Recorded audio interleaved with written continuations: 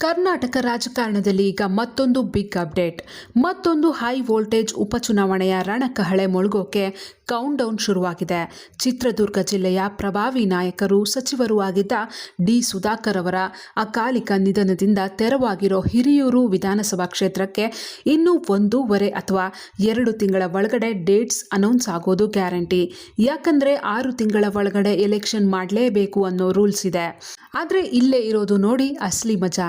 ಈಗ ಇಡೀ ರಾಜ್ಯ ರಾಜಕಾರಣದ ಕಣ್ಣು ಈ ಹಿರಿಯೂರು ಕ್ಷೇತ್ರದ ಮೇಲೆ ಬಿದ್ದಿದೆ. ಯಾಕಂದ್ರೆ ಇದು ಜಸ್ಟ್ ಒಂದು ಬೈ ಎಲೆಕ್ಷನ್ ಅಲ್ಲ, ಸಿದ್ದರಾಮಯ್ಯನವರನ್ನ ಕುರ್ಚಿಯಿಂದ ಇಳಿಸಲಾಗಿದೆ. ಡಿ.ಕೆ. ಶಿವಕುಮಾರ್ ಅವರು ಸಿಎಂ ಪಟ್ಟವನ್ನ ಏರಿದ್ದಾಗಿದೆ. ಇದು ಇವರ ಮೊದಲ ಅಗ್ನಿ ಪರೀಕ್ಷೆ. ಈ ಎಲೆಕ್ಷನ್ ಅಲ್ಲಿ ಕಾಂಗ್ರೆಸ್ ಹೈಕಮಾಂಡ್ ಸೈಲೆಂಟ್ ಆಗಿ ಒಂದು ಸರ್ಪ್ರೈಸ್ ಕಾರ್ಡ್ ರೆಡಿ ಮಾಡಿಕೊಂಡಿದೆ. ಅತ್ತ ನೋಡಿದ್ರೆ ಬಿಜೆಪಿ ಮತ್ತು ಜೆಡಿಎಸ್ ಮೈತ್ರಿಕೂಟ ಕಾಂಗ್ರೆಸ್ ಕೋಟೆಗೆ ಕನ್ನ ಹಾಕೋಕೆ ಒಂದು ಖತರ್ನಾಕ್ ಸ್ಕೆಚ್ ಹಾಕೊಂಡಿದೆ. ಹಿರಿಯೂರಿನಲ್ಲಿ ಮುಂದಿನ ಶಾಸಕರು ಯಾರು, ಕಾಂಗ್ರೆಸ್ನಿಂದ ಕಣಕ್ಕಿಳಿಯೋ ಆ 3 ಜನ ಬಿಗ್ ಲೀಡರ್ಸ್ ಯಾರು, ಬಿಜೆಪಿಯಿಂದ ಕಣಕ್ಕಿಳಿಯೋ ಆ ಗೆಲ್ಲುವ ಕುದುರೆ ಯಾರು, ಇದರ ಕಂಪ್ಲೀಟ್ ಇನ್ಸೈಡ್ ಪೊಲಿಟಿಕಲ್ ಸ್ಟೋರಿನ ಇವತ್ತು ಎಳೆಯಾಗಿ ಹೇಳ್ತೀನಿ. ಈ ವಿಡಿಯೋನ ಕೊನೆ ತನಕ ಮಿಸ್ ಮಾಡದೆ ನೋಡಿ. ಯಾಕಂದ್ರೆ ಮಧ್ಯದಲ್ಲಿ ನಾನು ಹೇಳೋ ಜಾತಿ ಸಮೀಕರಣ ಮತ್ತು ಇಂಟ್ರೆಸ್ಟಿಂಗ್ ಹೆಸರುಗಳನ್ನು ಕೇಳಿದ್ರೆ ನಿಮಗೂ ತಲೆ ತಿರುಗುತ್ತೆ. ಫಸ್ಟ್ ಆಫ್ ಆಲ್ ನಾವೀಗ ಆಡಳಿತ ಪಕ್ಷ ಕಾಂಗ್ರೆಸ್ ಪಾಳೆಯಕ್ಕೆ ಹೋಗೋಣ. ಸಚಿವರಾಗಿದ್ದ ಡಿ ಸುಧಾಕರ್ ಅವರು ಹಿರಿಯೂರಿನಲ್ಲಿ ತಮ್ಮದೇ ಆದ ದೊಡ್ಡ ಸಾಮ್ರಾಜ್ಯ ಕಟ್ಟಿದ್ರು. ಅವರ ನಿಧನದಿಂದಾಗಿ ಕ್ಷೇತ್ರದಲ್ಲಿ ಸದ್ಯಕ್ಕೆ ಒಂದು ದೊಡ್ಡ ಮಟ್ಟದ ಅನುಕಂಪದ ಅಲೆ ಇದೆ ಅನ್ನೋದು ಸುಳ್ಳಲ್ಲ. ಆದರೆ ಟಿಕೆಟ್ ಯಾರಿಗೆ ಸಿಗುತ್ತೆ, ಇಲ್ಲಿ ಕಾಂಗ್ರೆಸ್ ಹೈಕಮಾಂಡ್ ಟೇಬಲ್ ಮೇಲೆ 3 ವಿಭಿನ್ನ ಆಪ್ಷನ್ಗಳಿವೆ. ನಂಬರ್ 1 ಆಪ್ಷನ್ ಫ್ಯಾಮಿಲಿ ಕಾರ್ಡ್ ಮತ್ತು ಅನುಕಂಪದ ಅಲೆ. ಸಾಮಾನ್ಯವಾಗಿ ಬೈ ಎಲೆಕ್ಷನ್ ಅಂದ ತಕ್ಷಣ ನಿಧನರಾದ ನಾಯಕರ ಕುಟುಂಬಕ್ಕೆ ಟಿಕೆಟ್ ಕೊಡೋದು ಹಳೆ ಟ್ರೆಂಡ್. ಇಲ್ಲೂ ಅಷ್ಟೇ. ಡಿ ಸುಧಾಕರ್ ಅವರ ಪುತ್ರ ಸದ್ಯಕ್ಕೆ ರಾಜಕೀಯವಾಗಿ ಸಕ್ರಿಯರಾಗೋಕೆ ಫುಲ್ ರೆಡಿಯಾಗಿದ್ದಾರೆ. ತಂದೆಯ ಮೇಲಿರೋ ಸಾಂಪ್ರದಾಯಿಕ ಮತಗಳು ಮತ್ತು ಸಿಂಪತಿಯನ್ನೇ ಬಂಡವಾಳ ಮಾಡಿಕೊಂಡು ಕಣಕ್ಕಿಳಿಯೋಕೆ ಗ್ರೌಂಡ್ ವರ್ಕ್ ನಡೀತಾ ಇದೆ. ಅಷ್ಟೇ ಅಲ್ಲ, ಒಂದ್ ವೇಳೆ ಒಳಗಡೆ ಏನಾದರೂ ಭಿನ್ನಾಭಿಪ್ರಾಯ ಬಂದ್ರೆ ಅದನ್ನ ಶಮನ ಮಾಡೋಕೆ ಡಿ ಸುಧಾಕರ್ ಅವರ ಧರ್ಮಪತ್ನಿಗೆ ಟಿಕೆಟ್ ಕೊಟ್ಬಿಡೋಣ ಅನ್ನೋ ಆಲೋಚನೆಯು ಸಿಎಂ ಮತ್ತು ಡಿಸಿಎಂ ವಲಯದಲ್ಲಿದೆ. ಇನ್ನು ನಂಬರ್ 2 ಆಪ್ಷನ್ ಮಾಜಿ ಶಾಸಕಿ ಕೆ ಪೂರ್ಣಿಮಾ ಅವರ ಮರುಪ್ರವೇಶ. ಇಲ್ಲೇ ಇರೋದು ನೋಡಿ ಟ್ವಿಸ್ಟ್. ಹಿರಿಯೂರಿನ ಮಾಜಿ ಶಾಸಕಿ ಕೃಷ್ಣಪ್ಪನವರ ಪುತ್ರಿ ಕೆ ಪೂರ್ಣಿಮಾ ಅವರು ಕಳೆದ ಬಾರಿ ಬಿಜೆಪಿಯಿಂದ ಸ್ಪರ್ಧಿಸಿದ್ರು. ಆದರೆ ಈಗ ಅವರು ಇರೋದು ಕಾಂಗ್ರೆಸ್ನಲ್ಲೇ. ಸದ್ಯಕ್ಕೆ ಪೂರ್ಣಿಮಾ ಅವರ ಕಣ್ಣು ಬೆಂಗಳೂರಿನ KR ಪುರಂ ಕ್ಷೇತ್ರದ ಮೇಲಿದೆ ಅನ್ನೋದು ನಿಜ. ಆದರೆ ಕಾಂಗ್ರೆಸ್ನ ಕೆಲವು ದೊಡ್ಡ ಲೀಡರ್ಸ್ ಏನು ಯೋಚನೆ ಮಾಡ್ತಿದ್ದಾರೆ ಗೊತ್ತಾ? ಯಾಕೆ ರಿಸ್ಕ್ ತಗೋಬೇಕು, ಹಿರಿಯೂರಿನಲ್ಲಿ ಗೆಲುವು ಈಸಿಯಾಗಿ ಸಿಗಬೇಕು ಅಂದರೆ ಪೂರ್ಣಿಮಾ ಅವರನ್ನೇ ಕಣಕ್ಕಿಳಿಸ್ಬಿಡೋಣ ಅನ್ನೋ ಡೈರೆಕ್ಷನ್ ಹೈಕಮಾಂಡ್ನಿಂದ ಬಂದರೂ ಬರಬಹುದು. ಇನ್ನು 3ನೇ ಆಪ್ಷನ್ ಇದೆ ನೋಡಿ, surprise package Nagaraj Yadav card. Hiriyur ಕ್ಷೇತ್ರದಲ್ಲಿ ಯಾವ ಸಮುದಾಯದ ವೋಟ್ಸ್ ಜಾಸ್ತಿ ಇದೆ ಗೊತ್ತಾ?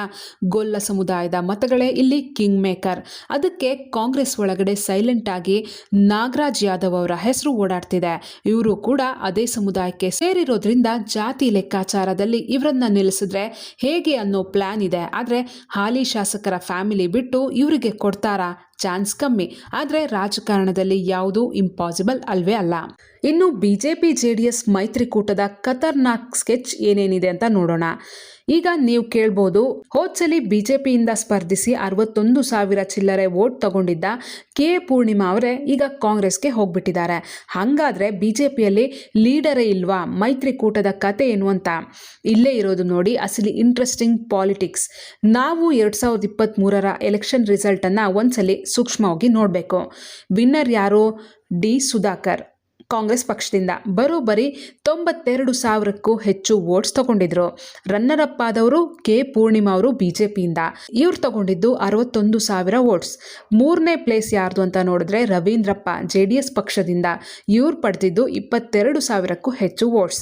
ಹೋದ್ಸಲಿ ಬಿಜೆಪಿ ಬೇರೆ JDS ಬೇರೆ ಪ್ರತ್ಯೇಕವಾಗಿ ನಿಂತಿದ್ರು. ಆದ್ರೂ JDSನ ರವೀಂದ್ರಪ್ಪ 22,000 ವೋಟ್ ಬ್ಯಾಂಕ್ ಅನ್ನ ಗಟ್ಟಿಯಾಗಿ ಇಟ್ಕೊಂಡಿದ್ರು. ಈಗ ಸನ್ನಿವೇಶ ಬದಲಾಗಿದೆ.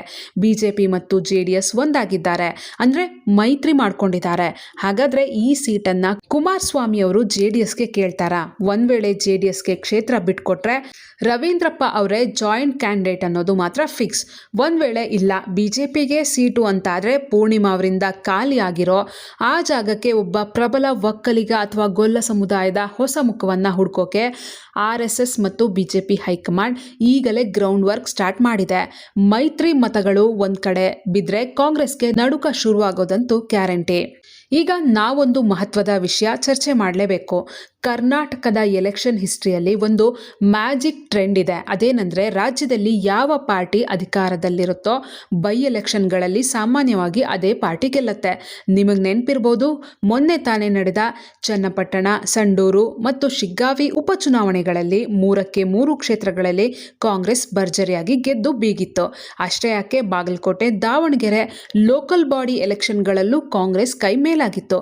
ಹಾಗಾದ್ರೆ ಇದೇ ಸೂತ್ರ ಹಿರಿಯೂರಲ್ಲೂ ರಿಪೀಟ್ ಆಗುತ್ತಾ? ಕಾಂಗ್ರೆಸ್ ಆರಾಮಾಗಿ ಗೆದ್ದು ಬಿಡುತ್ತಾ? ಅಷ್ಟು ಸುಲಭ ಇಲ್ಲ. ಯಾಕಂದ್ರೆ ಈ ಬಾರಿ ಗ್ರೌಂಡ್ ಲೆವೆಲ್ನಲ್ಲಿ ಸನ್ನಿವೇಶ ಸ್ವಲ್ಪ ಡಿಫ್ರೆಂಟ್ ಆಗಿದೆ. ಅದೇನು ಅಂತ ಇನ್ನು 2 ನಿಮಿಷದಲ್ಲಿ ಹೇಳ್ತೀನಿ ಕೇಳಿ. ನೋಡಿ, ಹಿರಿಯೂರಿನಲ್ಲಿ ಕಾಂಗ್ರೆಸ್ಗೆ ಈಗ 2 ದೊಡ್ಡ ಚಾಲೆಂಜ್ ಎದುರಾಗಿದೆ. ಕಾಂಗ್ರೆಸ್ ಗೌರ್ಮೆಂಟ್ ಪವರ್ಗೆ ಬಂದು ವರ್ಷಗಳೇ ಕಳೀತಾ ಬಂದಿದೆ. ಜನರಿಗೆ ಈಗ ಗ್ಯಾರಂಟಿಗಳ ಖುಷಿ ಒಂದ್ ಕಡೆ ಇದ್ರೂ ಲೋಕಲ್ ಆಗಿ ರೋಡ್ಸ್, ನೀರಾವರಿ ಯೋಜನೆಗಳು, ಡೆವಲಪ್ಮೆಂಟ್ ವರ್ಕ್ ಸರಿಯಾಗಿ ಆಗ್ತಿಲ್ಲ ಅನ್ನೋ ಅಸಮಾಧಾನ ಒಳಗೊಳಗೆ ಇದೆ. ವಿರೋಧ ಪಕ್ಷಗಳು ಇದನ್ನೇ ದೊಡ್ಡ ವೆಪನ್ ಮಾಡಿಕೊಂಡು ಜನರ ಮುಂದೆ ಹೋಗೋಕೆ ರೆಡಿ ಆಗ್ತಾ ಇದ್ದಾರೆ. ಇತ್ತೀಚಿನ ದಿನಗಳಲ್ಲಿ ಸಿದ್ದರಾಮಯ್ಯನವರನ್ನ ಸಿಎಂ ಪಟ್ಟದಿಂದ ಕೆಳಗಿಳಿಸಬೇಕು ಅಂತ ಏನೆಲ್ಲ ಹೈಡ್ರಾಮಾಗಳು ನಡೀತು ಅಂತ ನೀವೆಲ್ಲ ನೋಡ್ತಾ ಇದ್ರಿ. ಹಿಂದುಳಿದ ವರ್ಗಗಳ ಒಬ್ಬ ಪ್ರಭಾವಿ ನಾಯಕನನ್ನ ರಾಜಕೀಯವಾಗಿ ಟಾರ್ಗೆಟ್ ಮಾಡಲಾಗ್ತಿದೆ ಅನ್ನೋ ಒಂದು ಸೈಲೆಂಟ್ ಸಿಂಪತಿ ಈಗ ಅಹಿಂದ ಸಮುದಾಯಗಳಲ್ಲಿ ಕ್ರಿಯೇಟ್ ಆಗಿದೆ. ಹಿರಿಯೂರು ಕ್ಷೇತ್ರದಲ್ಲಿ ಈ ಕುರುಬ, ಗೊಲ್ಲ, SC ಮತ್ತು ST ಮತಗಳೇ ಅತ್ಯಂತ ಪ್ರಮುಖವಾಗಿರೋದು. ಒಂದ್ ವೇಳೆ ಸಿದ್ದರಾಮಯ್ಯನವರ ಮೇಲಿರೋ ಸಿಂಪತಿಯಿಂದ ಈ ಎಲ್ಲ ಅಹಿಂದ ಮತಗಳು ಒಂದ್ ಕಡೆ ಧ್ರುವೀಕರಣ ಆದರೆ, ವಿಪಕ್ಷಗಳು ಎಷ್ಟೇ ಸ್ಟ್ರಾಂಗ್ ಇದ್ರೂ, ಆಡಳಿತ ವಿರೋಧಿ ಅಲೆ ಇದ್ರೂ ಕೂಡ ಕಾಂಗ್ರೆಸ್ ಇಲ್ಲಿ ನಗುತ್ತಾ ಗೆದ್ಬಿಡುತ್ತೆ. ಇದು ಸಿದ್ದರಾಮಯ್ಯ ಹಾಗೂ DKC ಇಬ್ಬರಿಗೂ ಗೊತ್ತು. ಸೊ ಇದಿಷ್ಟು ಸದ್ಯಕ್ಕೆ ಹಿರಿಯೂರು ಉಪಚುನಾವಣೆಯ ಅಂಗಳದಲ್ಲಿ ನಡೀತಾ ಇರೋ ಅಸಲಿ ಇನ್ಸೈಡ್ ಗೇಮ್. ಒಂದ್ ಕಡೆ ಕಾಂಗ್ರೆಸ್ ತನ್ನ ಅನುಕಂಪದ ಅಲೆ ಮತ್ತು ಅಹಿಂದ ವೋಟ್ ಬ್ಯಾಂಕ್ ನಂಬಿಕೊಂಡಿದ್ರೆ, ಇನ್ನೊಂದ್ ಕಡೆ ಮೈತ್ರಿಕೂಟ ಸರ್ಕಾರದ ಮೇಲಿರೋ ಕೋಪವನ್ನ ವೋಟ್ ಆಗಿ ಕನ್ವರ್ಟ್ ಮಾಡೋಕೆ ಕಾಯ್ತಾ ಇದೆ. ನಿಮ್ ಪ್ರಕಾರ ಹಿರಿಯೂರಿನಲ್ಲಿ ಕಾಂಗ್ರೆಸ್ನಿಂದ ಯಾರಿಗೆ ಟಿಕೆಟ್ ಸಿಗಬೇಕು? ಸುಧಾಕರ್ ಕುಟುಂಬಕ್ಕ ಅಥವಾ ಪೂರ್ಣಿಮಾ ಅವರಿಗ? ಮೈತ್ರಿಕೂಟ ಇಲ್ಲಿ ಗೆಲ್ಲೋಕೆ ಸಾಧ್ಯ ಇದೆಯಾ? ನಿಮ್ಮ ಅನಿಸಿಕೆ, ಅಭಿಪ್ರಾಯವನ್ನ ಕಮೆಂಟ್ ಮಾಡಿ ತಿಳಿಸಿ. ವಿಡಿಯೋ ಇಷ್ಟ ಆಗಿದ್ರೆ ಲೈಕ್ ಮಾಡಿ, ಶೇರ್ ಮಾಡಿ. ಇಂಥದ್ದೇ ಬಿಸಿ ಬಿಸಿ ರಾಜಕೀಯ ಅಪ್ಡೇಟ್ಸ್ ಮಿಸ್ ಆಗಬಾರ್ದು ಅಂದರೆ ನಮ್ಮ ವಾರ್ತೆ ಚಾನಲ್ಗೆ ಈಗಲೇ ಸಬ್ಸ್ಕ್ರೈಬ್ ಆಗಿ.